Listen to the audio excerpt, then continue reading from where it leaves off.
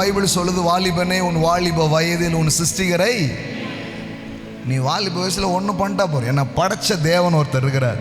எனக்கு நல்ல எதிர்காலத்தை அவர் தருவார். நல்ல ஃபியூச்சரை எனக்கு அவர் தருவார்.